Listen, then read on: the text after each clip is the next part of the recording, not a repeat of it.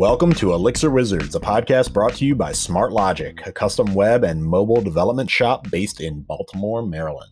My name is Justice Epen, and welcome to part 2 of the Elixir Wizards Betweenisode. This is a special episode that we produced in between seasons 3 and 4 of Elixir Wizards, and we've got a number of guests lined up for part 2 of this lovely show that we did. So please enjoy the Elixir Wizards Betweenisode. Welcome, Outlaws, to Elixir Wizards for Thank you. Our new joiners. Justice had to hop off so that we could have all 3 of you on. There's only 3 allowed on Squadcast and 3 guests allowed on Squadcast. So yeah, now I get to be on an Outlaws episode since I missed. You're like an official friend of the show now. Yes. I know, right? I think you might have already been, but we'll make it official now. Perfect. And now Amos has finally been on a Elixir Wizards. That's right. I was getting a little sad. We're all equal now.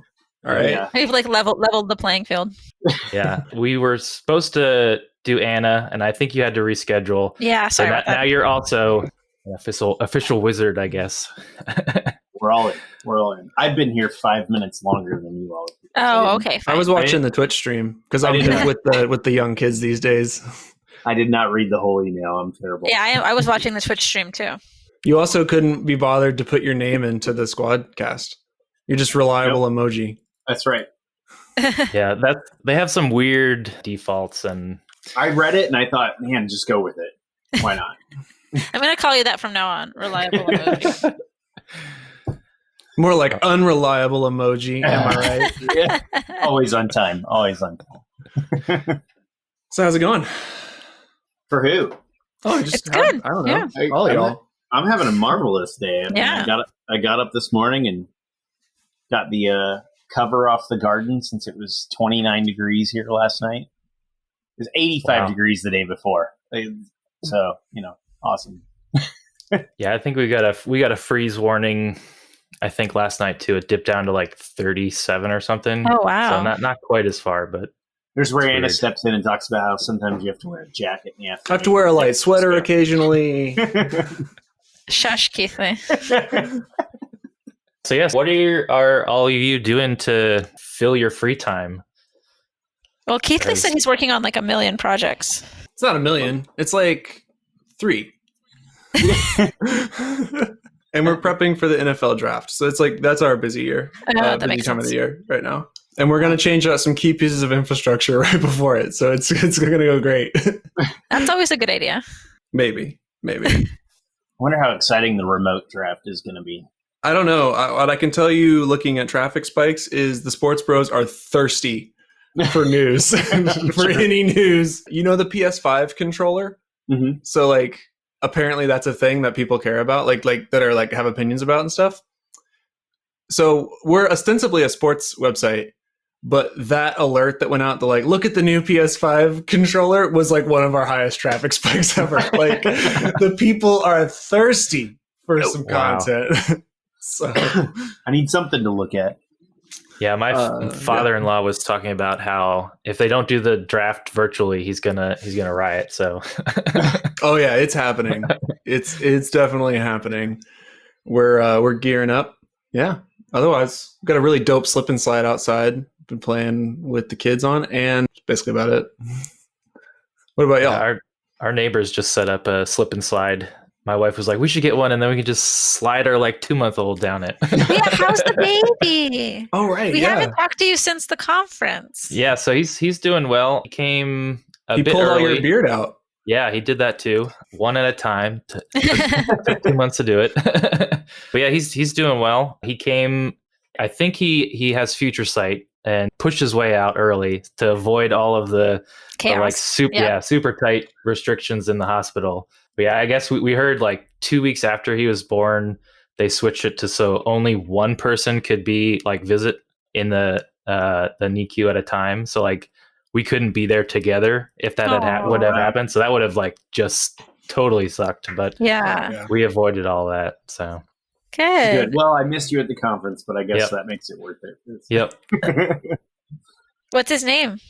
If you want to say. Yeah, that I will keep secret. Okay. If you see me in person, then Okay. at a conference in the future, should that be allowed? That sounds good. That makes sense. Then, that makes sense. Oh, I've been exciting. working in my bedroom. That's how you survive children. They don't want to come into your parents' bedroom when they're 13, 14.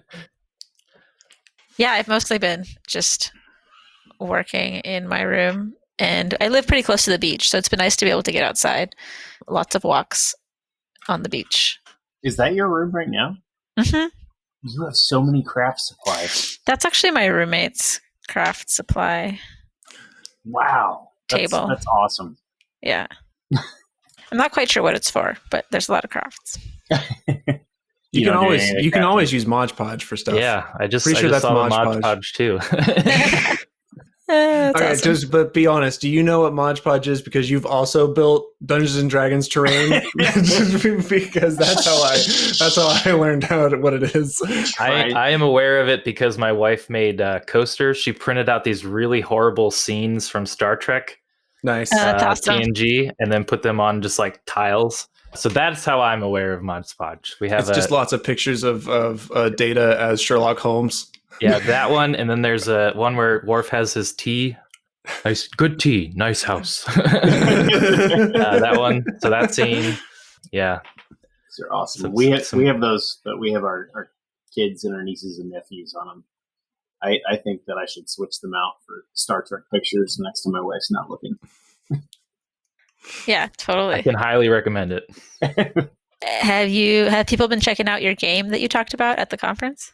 Yeah, we've actually got someone, I believe he's a PHP developer, has started taking a peek at Kalevala and was submitting issues and trying to extend it and whatnot. So it's very exciting to. That's exciting. Yeah, for two reasons: less PHP and more work on that when I am too busy and other things. Yeah, totally. Yeah, how have you all been spending your time in the craziness? So my first few weeks was mostly, it was like the like 12-hour napping while he's like doing the sleep for a bit, feed him, whatnot. So like during the 12-hour naps, I was just scrolling through Twitter and being horrendously anxious about everything. Apparently so eventually it was just like, I need to uninstall Twitter. It's now being blocked. Just I think your disconnect. audio on your stream has stopped. So it has. I'm over here reading the chat like Yeah. a pro streamer. Any minute now, when people start subbing, I'm going to start shouting out subs and donations.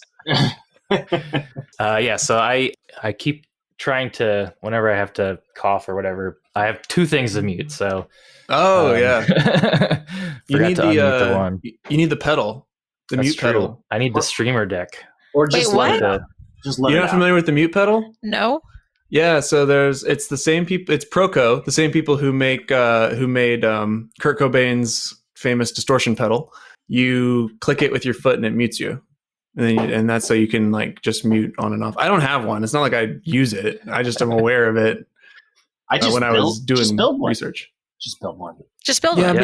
but then you've got to like get a decent switch so you can like you don't have pops and stuff like that. It needs to be able to like shut the whole way off and everything. It's not as easy as just like you just need a pedal. I mean, unless you make it a USB pedal and have it emulate a keyboard. Reliable emoji over here just being like, well, I don't see why you just don't make it yourself. Just make it. Just use nerves. You're sitting at home in your free time, and Well, you Just add a use project. Just Yeah, because I don't Just have enough write more going code, on. Keathley. Reliable emoji. Right, yeah, Like, just I don't write have more enough code. stuff. We talked about this yesterday. You can fix all problems with more code. Yeah. you use Emacs, right? Reliable emoji. Don't you have like a keyboard, like a 4-foot pedals already? I should. So in the last year, I've switched to using Emacs from Vim, and really it was SpaceMax, so it was kind of Vim. And now recently, I've been His hand is trying just out morphed into this. Emacs without. So he just whenever he types, he just is making the claw motion. That's all he I'm does. actually growing a third arm out of the middle of my chest. It's called the control key arm. That's where the beard came from. It makes so much sense now. That's why you have a beard now. Oh, I get it. It's a neck beard. Yeah, no, it literally is. That's amazing. Wow, it's true. I always thought that was a joke, but it's real. Just I've gotta now use seen Emacs. it. Just gotta use Emacs long enough. Wow. The beard's going away soon. It's just temporary. Well, are you going to switch back to Vim? No, but Oh, Sublime. You're going to just move straight to Sublime. No. VS Code. So you'll just grow, VS Code, grow like a perfectly shaped handlebar mustache. That's what I should do next. Just All right, to get back on track just a tiny bit. Do you guys have any? Have you ever listened to our show? There is no track. Have you not? We've got a timeline. Paul Schoenfelder. He's like, we got to get these people out of here. Yo. Do you guys have any final plugs you want to shamelessly self-promote? Reliable Emoji, you go first. Yeah, so I have a company called Binary Noggin, and we're always looking for new clients. Been growing a lot. Have Connor Rigby on board, so we've got a lot of nerves ability there, and do a lot of embedded systems and distributed systems development, working with teams who are on our own. So, and of course, Elixir Outlaws, the penultimate Elixir podcast. Oh my god, such a jerk! Well, they invited us on here. I said, if you want to listen to a good podcast, come on. I said penultimate, second to the top. Oh, I see. The Wizards are the ultimate. Mm-hmm. There you go. Nice save. Anna, go ahead. What do you want to plug? Let's get us out of here. I know, right? We're working on actually trying to release some Elixir Bridge content that is more usable for folks digitally. So keep an eye on that in the next month or two. But that's all I got. Keathley? I have a new HTTP client library. I say it's a joint effort. Me and Nico and Jose and some other people, Quinn, are working on it. It's called Finch. It's on my GitHub. I'll link to it in somewhere. And it's cool. It's about to be published to Hex. It seems really high performance so far, and I would love it if you check it out. Awesome. Is this at lpil/Finch? No, it's Keathley /Finch on GitHub. Cool. And the other thing I want to say is when you search for Binary Noggin, I really appreciate that the first ad is for Noggin, the like Nickelodeon TV channel. That's awesome. That's Google. They know that you have a kid now. They're just like, you're getting targeted. He must mean this. How's it going? Paul Schoenfelder, everybody. So glad to have you back, man. Yeah, it's been a little while. I mean, it hasn't been too long, I guess. We talked, in January? Yeah, I think January. Yeah, so it's good to see you guys again, though. Not much has changed since then. I do. Yeah, not a whole lot. Just like the whole world seems to fall apart, I guess. Yeah, what do you think? You think like the plague, the locusts, the earthquakes, the Asian wasp things that are invading, like, is this the end of the world? I don't like to speak too negatively, so I'm gonna say no, it's not the end of the world. Definitely gonna change some things, though, I'll bet. Who knows when it will go back to more or less normal. What's your favorite part of quarantine? I work from home 100% of the time, so for me, it is almost entirely not different than normal, except for I can't buy anything ever when I go out to the grocery store or whatever. But yeah, I live out in the woods things is so bad right now. Oh yeah, I can't even imagine if people are living in cities right now, just how horrific it is to try and do anything, get food, go out to the store or whatever. Where do you live? Upstate New York, about 45 minutes from Albany. You got a house, a bit of property. Yeah, plenty of space, 4 acres. So you're properly upstate New York and not just above New York City. Yeah, exactly. I mean, above Albany plenty is of distance. North. Yeah, it's just on the edge of the Adirondack Mountains. So, hey, is it true that buffalo have returned to Buffalo for the first time in like 1,000 years or something? Were buffalo ever in Buffalo? I mean, I don't know. I haven't heard. I just thought without like the scourge of humans that, wildlife has been returning to its natural habitat. I think it would be pretty awesome if you actually saw buffalo in Buffalo. Yeah, you know how much meat you can get from a wild... They're actually bison. There's a difference apparently between buffalo and bison. Is there? I knew that there was some sort of subtle difference, but I'm not really sure what that difference is. So I think a buffalo is like what we would normally... And I'm not an expert at this. I'm just pulling trivial facts out of my... but I think that the buffalo is like... When you think of like a water buffalo, in Africa with horns. Mhm. That's like what an actual buffalo is. And then a bison is what we call a buffalo. Oh, okay. So And we just called it that because it was what we thought a buffalo was when we first encountered them, and we just ignored whatever the Native Americans were calling it apparently, and just decided we don't care what your name is. We're gonna call it buffalo. probably couldn't pronounce it either, even though it's probably Says, like running brown object. Yeah. Google says they looked like the Asian water buffalo or African buffalo, so we Yeah. just gave them the name. America. It seems so intuitively obvious, I guess, that we would do something that. One cool thing about buffalo that I learned recently, because we all know that the bald eagle is like the national animal, right? Mhm. But it's actually not. It's our national bird. So then I was like, well, what's our national animal, just more broadly? And we don't have one, but we do have a national mammal, which is the bison. National animal. I mean, it makes sense to have the eagle be like a national something, right? I mean, we're all about that. And I think the bison makes sense as a national animal, though. So only real thing, maybe a grizzly bear, but that's not really an American thing. I mean, bald eagles aren't either, but I guess we decided it's ours. They're pretty American, dude. I have 3 What or about the 4 Canada bald has eagles. them. Yeah, but Canada, we have Canada, right? Like, Don't tell the Canadians. yeah, I think we need to stop. Look, this isn't a political Maybe show. I'm not going to get Canada into it, has but we us. could annex Canada just as easily as we could annex Mexico or any of these other countries that we allow to exist on the continent. That's all I'm saying. I suppose. So maybe some of our audience. So, dude, how are you? Like, you're used to working from home. You've been working from home for a long time. We've been asking for people's tips and tricks, or just their quirks. Do you have any encouraging words or tactics for the audience? I mean, specifically right now, I guess with being stuck at home for people, make sure to get outside and walk around if you can, like in your yard or at a park if there's not a whole bunch of people or something. But getting outside definitely will help keep you sane if you're not used to being stuck at home all the time. But just in general, with working from home, try and set up some rituals. Wake up, make coffee, shower, whatever, get dressed.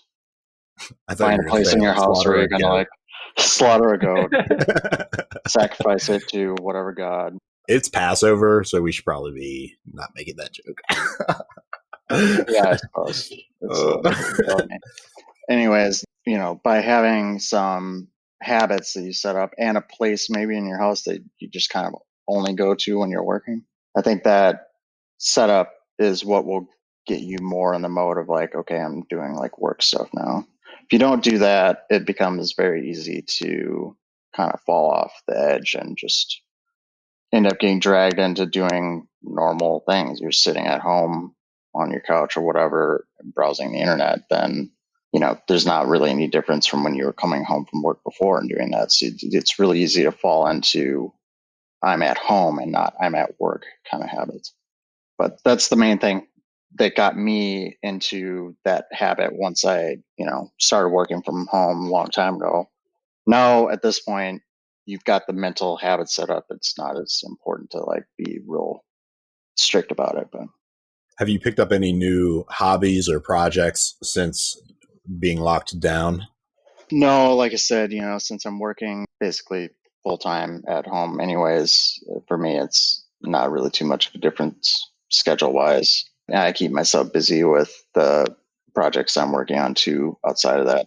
So nothing like new that I've picked up, but now that the weather's warming up too, it's, I keep myself busy with outdoor chores and stuff. We had a crazy ice storm up here like a month or 2 months ago at the end of the winter there that just absolutely wrecked all of our trees around here. A bunch of them just basically exploded, cracked in half, fell over.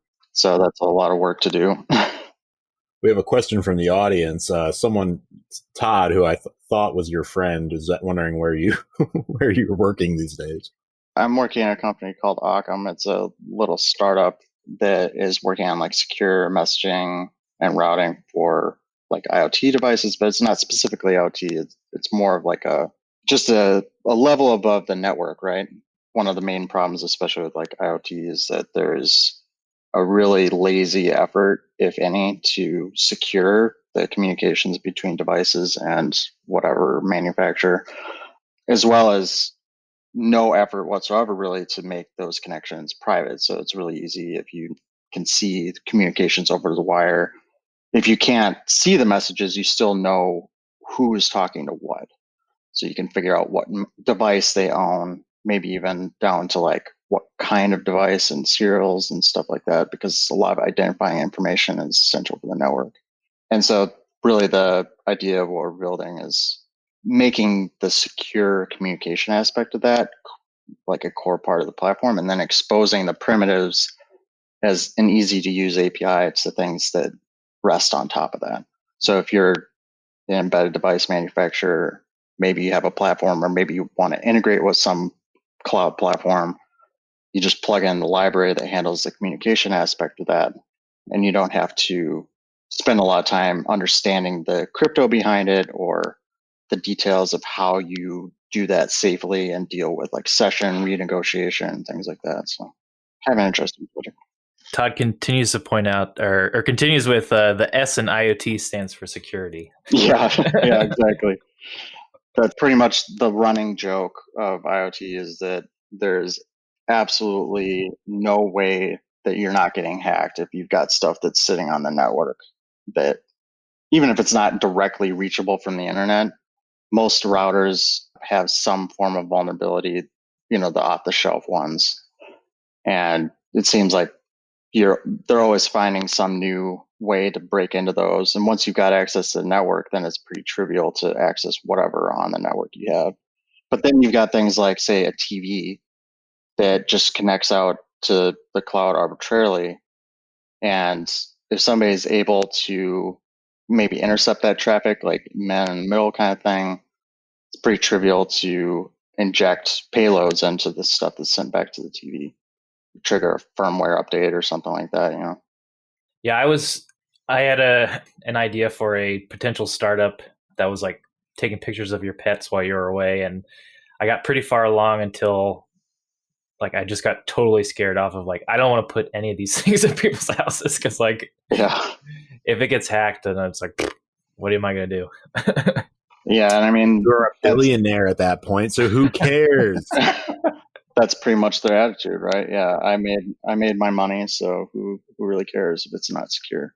But I think people are starting to get sick of that. So, Paul, I'd love to sort of dive into this a little bit deeper. Our new theme for season 4 is system and application architecture, and it sounds like you've got like a great view on some of that from your new gig.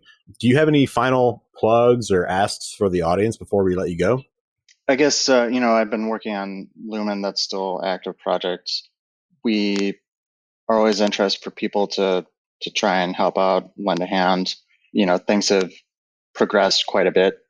So the compiler is working fairly well now. There's still quite a bit that's not fully supported, but we're getting there.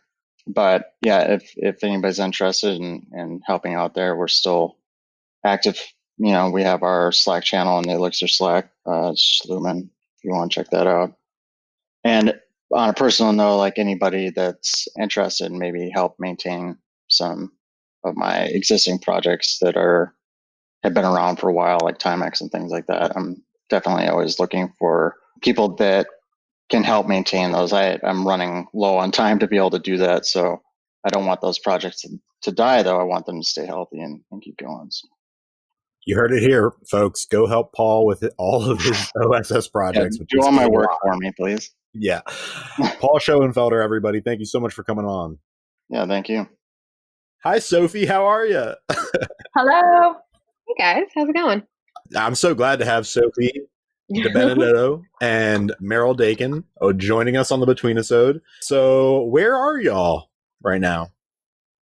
I have fled to the countryside, fled Brooklyn for the countryside. So I'm at my family's house in Westchester while my parents are actually trapped in Miami with my sister. So it's actually been so nice to be in this like empty condo with nature. We could take the dog out and get out a little bit. We're super, super lucky to be able to have this space. How is Moby holding up in all this? Oh, thanks for remembering. He's actually having the time of his life, not to sound like too callous, but the pandemic is one of the better things that have ever happened to him because he just is obsessed with sticks. So every time he goes outside, there's like infinite adventures that can be had with various sticks. Yesterday, I stood up from my desk and stepped on a pine cone, which he had brought to, I guess, the foot of the desk chair that I didn't know was there. So yeah, I mean, absolutely not to sound callous, but being out here with a little extra space and with access to nature has been really, really nice. What about you, Meryl? Where are you calling from? My apartment in Brooklyn, where we also have nature, aka my roof. I can go up there anytime and look at the sky. So it's just as good as being in Westchester right now. Have the deer started to like make it their way into Brooklyn? Are you seeing like grizzly bears and have the pigeons gotten rid of or changed back to their normal colors of bright? I've heard the rats are actually running the subway system now, so that's cool. I've heard that too, yeah. No, but I actually did hear where I'm from, New Orleans, there are coyotes now that are just in the city, just hanging out in different areas. So I think that is actually returning to nature throughout this pandemic. That has happened in New York, though. I remember when I was, I forget, like a senior or a junior in college and my campus was in the city, they actually had to cancel classes one day because they were just like, alert, coyotes have wandered out of Riverside Park, like onto school. Please stay in your dorms today. So yeah, I mean, nature is pretty real. Yeah. Yeah, no, I live out in the country, and so I see coyotes and foxes and stuff all the time. I actually have a few bald eagles that live in my backyard that are sort of what I like to. But I was mentioning in the comments, actually, I have a neighbor with 7 basset hounds. And like 5 minutes ago, they were in my backyard rifling through my compost. So that happened. Wow. How are you guys? What's the job situation? Are you all are working remote at this time? I think both of you probably have some remote work experience. How's that transition going? Sophie? I mean, so I was working remote. Like GitHub is a fully remote distributed company. It's been definitely an adjustment for me just because I am still so new to GitHub and kind of joining that whole working style has definitely been a challenge. It's interesting though. I saw someone say this today. I don't remember if it was like a tweet that I saw or if it came out through an email that I read, but somebody saying that you're not working at home right now, right? That's not what's happening in the pandemic. You're like trying to do work in your house while like a global crisis is happening. And that's very different than like I work from home now. So even those of us who have been working remotely or in remote first companies, like it's still super different than it ever was before, dealing with everything going on in the world, our own health, stuff with family, coworkers, colleagues that are mostly doing maybe homeschooling and trying to catch up on work now and then. So yeah, even for those of us that have been at home, which I think both Justice and Eric, I think you guys were already working at home. I'm sure you'll agree or have some thoughts on the fact that it's still not the same as it was. Yeah, one of the guests, I forget who was on earlier that we mentioned it to, but we kind of talked a little bit about sort of just the generalized psychic distress in the population definitely having an impact. This week has been the week where I've kind of felt like I'm over it. Not like I'm over it, meaning like I'm dismissing its seriousness or anything, but just I'm over like the sort of psychic angst that was gripping so much of day-to-day life. So that's nice. I'm a little bit surprised that we haven't heard more like new hobbies cropping up in the guests. Meryl, how are you handling working from home? Is this your first time working from home, or do you have experience with it? It's my first time, like in an extended period of time working from home. We had been doing like some remote days when I was at Flatiron with Sophie. So it's not super new, but it is definitely different for our entire company to transition so quickly to a work from home routine. I think we've done it pretty well. I think like the company itself like prepared us really well to move into this. I'm at Frame.io again, but everybody's doing well, like trying to figure out how to communicate more asynchronously and get like the same amount of work roughly that we were planning on doing. We're continuing to kind of go on that trajectory. So it's been good. My brother is also a software engineer and he lives with us. So he's also working from home. So we're sort of in a like fight over the internet bandwidth all the time. My husband may think, are you pulling Docker images? Yeah. We need to like limit the amount of online Call of Duty that Nathan is playing during the day so that we can do our work. Because he's not working. Right. So my husband's in film and he's not working. So he's homemaking. But I have actually been picking up new hobbies. I started learning how to sew with a sewing machine. And I thought I was going to make masks, but I didn't. Just made a shirt. Just still haven't. Make a shirt, it'll last you longer. That's so funny. Yeah, That's true. Yeah. yeah. So have you learned anything about working from home that was sort of like a game changer, like made you more comfortable or made you more productive? I mean, I learned that I need to get dressed in the morning. That's the first thing people learn. Pants. So pants make all the difference. Yeah. Yeah. Pants. This is actually a special podcast shirt. I don't normally dress like in the ugliest possible shirt I can find, but I figured it's purplish. It's soft. Anyway. So. Yeah. I actually think it's great. I was going to say, I'm really digging your mock turtleneck. Well, so like every time you run a marathon, they give you a shirt and it's like deliberately the ugliest possible shirt they could have come up with. The Marines were like, they took it to a whole nother level. This is Marine Corps marathon. They took it to a whole nother level and just made the worst possible shirt. A lot of colors on there. So bad. The back's even busier. And it's my. Yeah. Oh my God. That's great. But to your question, Justice, like, have you learned anything new about working from home? I actually had an epiphany yesterday that I was really excited to share with you guys. And I feel like now that everybody's remote and having to do more async, especially with everybody's teammates and own personal lives, like being in such weird places, all of us engineers are actually project managers now as well, right? You have to work way harder to kind of figure out prioritization and async communication with your product manager. You have to do so much more written communication on tickets or issues or pull requests than ever before.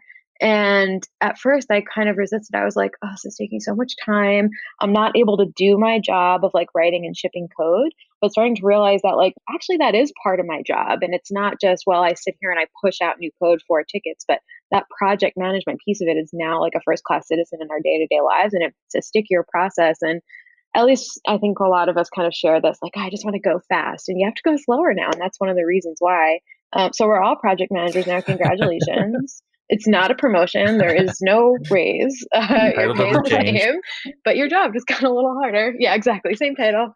Yeah. At Smart Logic, we don't have project managers. So we've kind of had this, developer as the PM thing going for a while. And before I came to Smart Logic, I mean, I was independent and sort of managing projects. And it's definitely a little bit of a superpower, I think, for developers to kind of intuitively know the levels of communication, the kinds of communication that really make projects run smoothly. But what you're saying about kind of complaining about it, I think that's important too, actually, because when you complain about it, you're identifying like where the problems are. We were talking about this in our lunch meeting yesterday.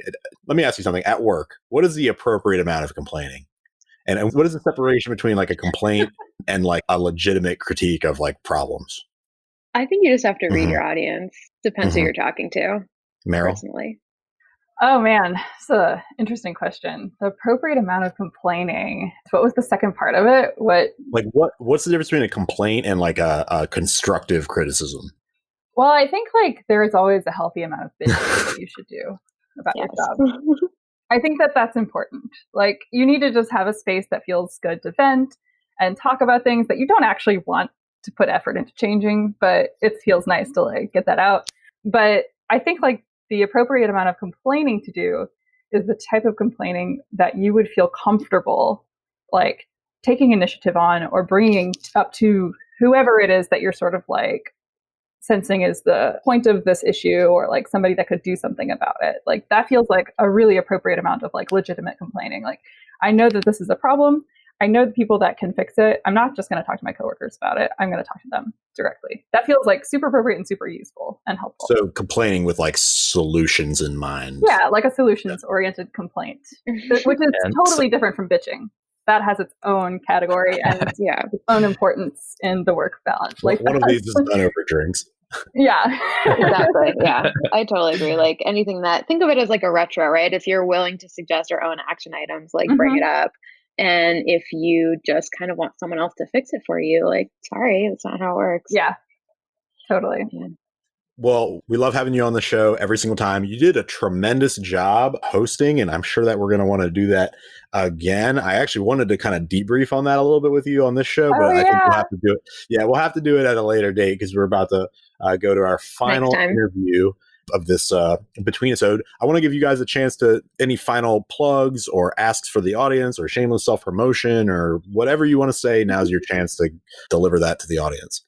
I have two plugs very briefly. One of them is before the pandemic, like right before everything got really crazy, I actually published a blog post just about my experiences transitioning to GitHub and kind of embracing remote and asynchronous work, which now I'm so glad that I wrote that because I've been having so many more opportunities to reflect on it. If anybody's interested in that, they can find it on my blog, which is thegreatcodeadventure.com. I think it's still up on the first page somewhere. And another thing is I would love people to look out for, I'm hoping to publish soon. I've been working on a series of 4 blog posts with some of the folks at Elixir School, kind of taking like a deep dive into Elixir's telemetry offerings, Elixir and Erlang's telemetry offerings. Maybe it'll take us a little while to publish because there's like a lot of content to review, but I've been learning a ton and I'm really, really excited to share it with people. So keep an eye out for that. Awesome. Thank you. Meryl? That's awesome, Sophie. I'm excited to read that. But I have non-software related plug, which is that I was on another podcast that is a horror movie podcast. So if you like Twin Peaks, there's a 3-part show coming out soon.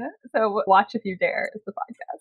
My wife is a humongous fan of Twin Peaks. Awesome. Oh my God. Well, watch if you dare is the podcast, and it'll drop pretty soon. Also, Meryl, Luigi's Mansion. Right. And Luigi's Mansion is definitely something I'd also like to plug generally. Just The game? It has everything. It has ghosts. It has collecting money. It has cleaning things. Yeah. All of our faves. And one more ask for the audience. I think the thing I've missed most from all of this is that there are like, Sophie and I were talking about this yesterday. There's no scandals right now. There's nothing bad happening. So if you guys have any goss, RD, spill the tea. Mm-hmm.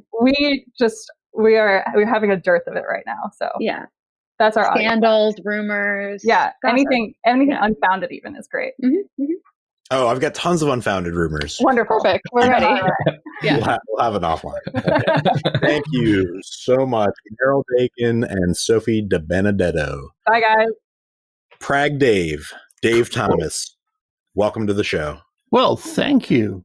This is the most professional setup of any of our guests today. This is amazing. Well, it's my bunker. What can I say? You know? Do you have a green screen? No. Behind? Well, it's just black? It's black studio? Yeah. It's a great look. You look like a pro. It's like professionally lit. This is super clear audio. If you knew what professionally lit meant, right now I'm bouncing 2 LED floods off the ceiling. So I wouldn't call that professionally lit. Well, I'm doing an awful lot of recording at the moment. And the nice thing about a black background is you don't need to chroma key it. You can just like do a multiply and it just automatically adds things to the background. So, yeah, it actually works out pretty well. You know, I can when I'm doing classes and stuff, I can just like have things floating next to my head. And sometimes they're actually, supposed to be there. And it looks okay. But it took me absolutely forever to get that background to disappear. Anyway, that's that. Where are you calling us from, Dave? I'm calling you about 40, 50 miles north of Dallas. Mm-hmm. So I am yet another country dweller. Mm-hmm, mm-hmm. And you all are still mostly free, is that right? In Texas, I imagine? You mean like in general philosophically or now? I mean, philosophically, none of us are free. We live in a determinist world, but practically. I mean, in terms of like the coronavirus stuff, where I live is pretty rural. So, yeah, I mean, it's an effect, but it's not dramatic. There are cases around us, but not like thousands. So now I'm also curious about the philosophical side. Do we have free will? I'm also curious about the philosophical version of that answer. I have free will, but nobody else does. That's the way it works. I mean, that's actually a requirement. If any one person has it, nobody else can, right? Why? Well, because otherwise then somebody else can get in the way of my free will. Okay, I got to think about that for a while. No, don't think about it. I just told you not to. All right, we have a question from the audience, and Todd has asked, what about COBOL? What about COBOL? I don't love COBOL. I once wrote a COBOL runtime system back in the 70s. What about COBOL? I mean, I think it's the horrible language that won't die, kind of like that uncle. But people write it off, but up until 2000 or so, it was still the most popular language in the world. And it will continue to be. The amazing thing to me is that they have managed to take a language which is so most languages that you use, all of the work is done in libraries, right? So, you'll have a library that does I/O or whatever else. In COBOL, everything, including things like index sequential I/O, is all done actually in the language using language constructs. So that means that whenever you have to adapt to add things like, I don't know, the internet. You actually have to change the language. You don't just do it by adding a library. And it's amazing to me that the people that manage the COBOL standards have managed to do that without falling foul of the Perl 6 problems, where you just basically, or the C++ problems, where you basically end up with a language that's a little bit of everything and not a lot of good. But it's there. Todd also says that he wants you to teach COBOL. Ha! I teach a class at Southern Methodist University here in Dallas, SMU. And right now I'm teaching a programming languages class. And so the first 7 weeks, I actually go through programming languages historically. So we start with autocode and then Fortran, then COBOL, then Algol. So they actually do spend a little bit of time coding in COBOL. And here's the wild thing. Every single one of those old languages, and we're talking about languages which are, 60 years old. So far, I've been able to find websites that let me run them all at different places in the browser.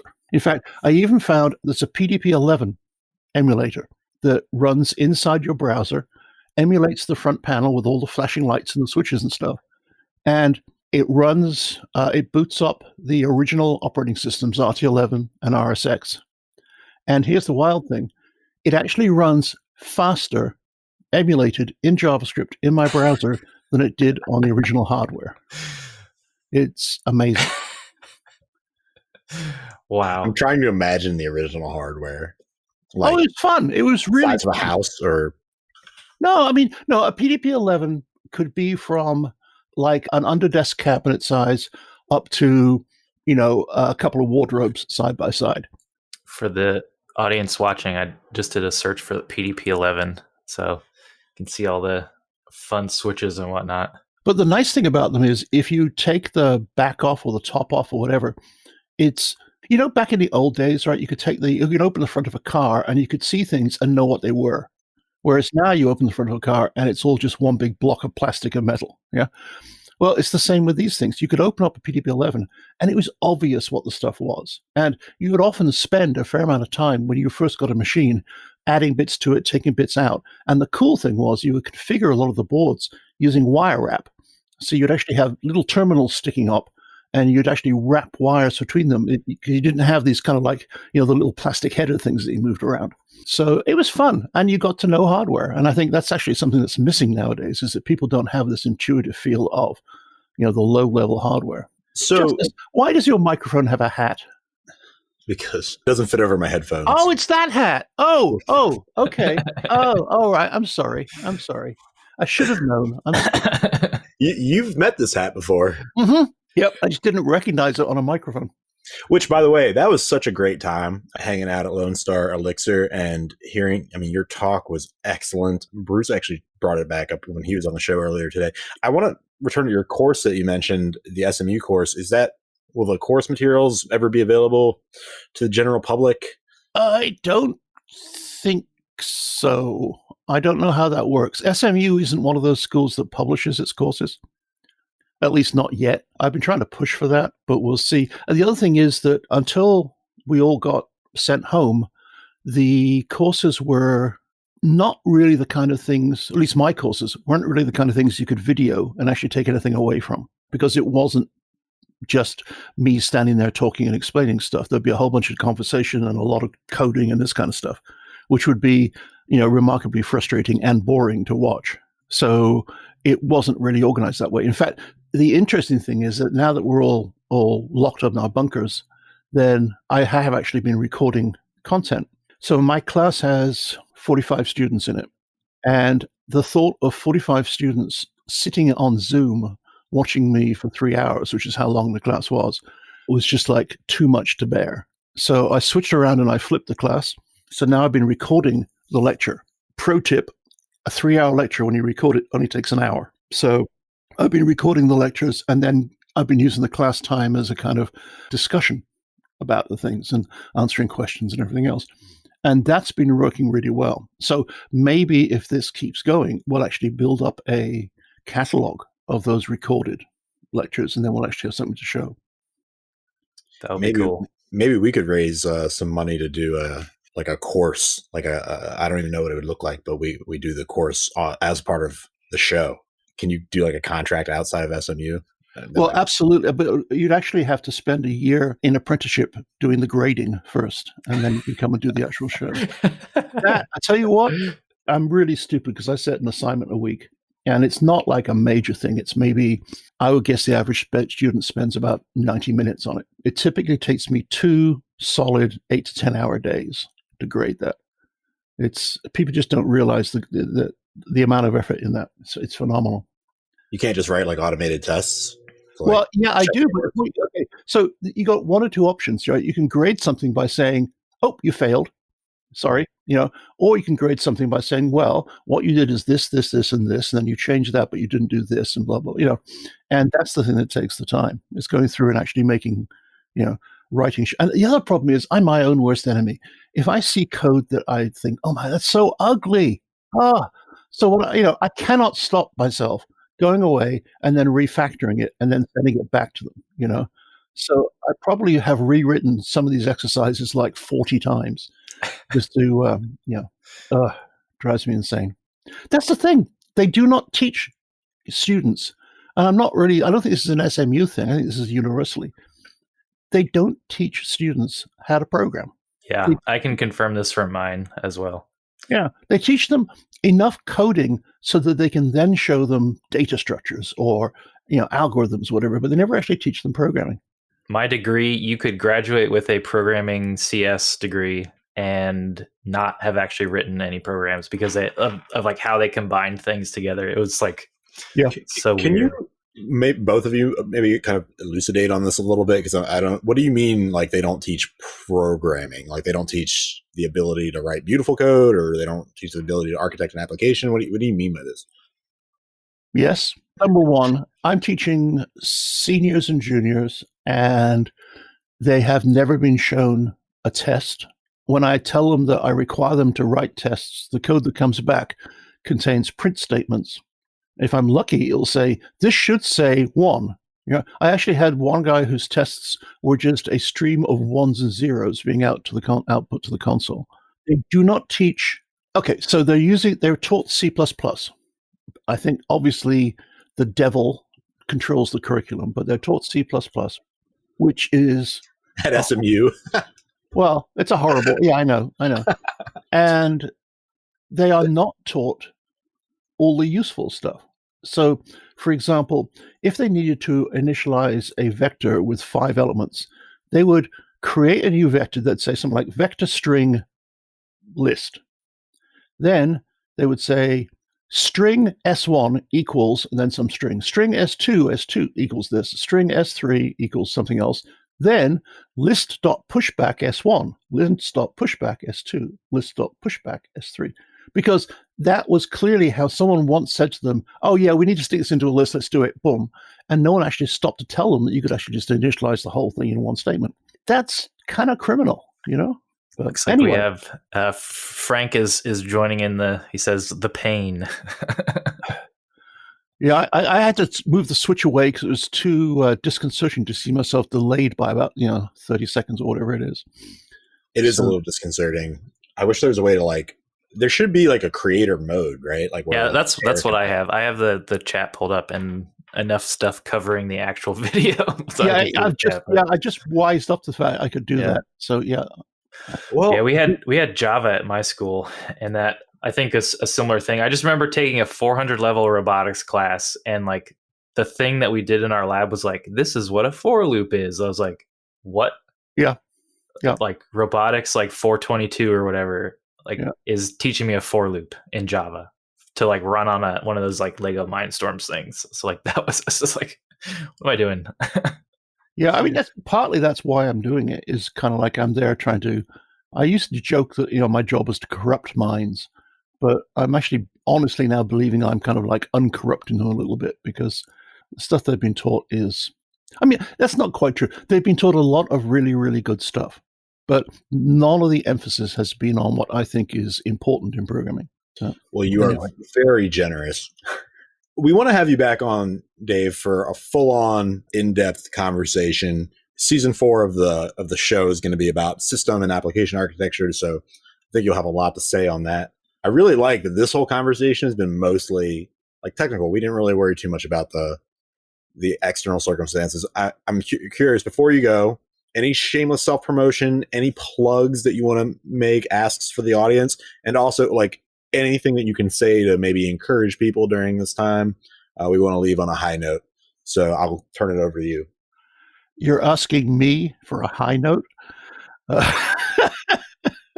No shameless self-promotion, because to be honest with you, I don't have much to be promoted at the moment. I think that the high note really is when you consider that people are people and they get very comfortable doing what they're doing. And, for the last 50 years, we've been following this kind of ritual of the way we work. And then suddenly across the entire planet, someone said, hey, we're going to change that dramatically. And I think the fact that, okay, we grumble, and I can't imagine being stuck in a 2-bedroom apartment with 2 kids and trying to get work done. So, there's a lot of suffering going on. But at the same time, as a planet and as a species, we actually appear to have, by and large, pulled this off. Yeah.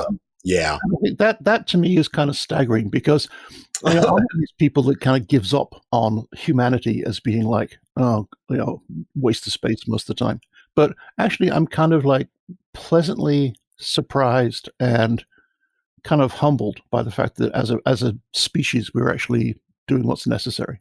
I don't know if that's inspiring or that's just kind of like whatever, but for me, it's super inspiring. I really appreciate the positivity, the optimism, the sort of love of humanity, and just the come on, like no other time in history could we have even responded to this thing. And not only did we respond, but we responded quickly, at scale, and pretty much didn't stop this thing dead in its tracks, but actually, it's actually an interesting. I've been thinking about that, because I was thinking, okay, if we didn't have the internet, then how would this have been? But then again, if we didn't have the internet, then we may not actually have had the population densities that we're having now, and et cetera, et cetera. I think it'd be really interesting to look and imagine you could actually take this back like 100 years and see what the impact would have been.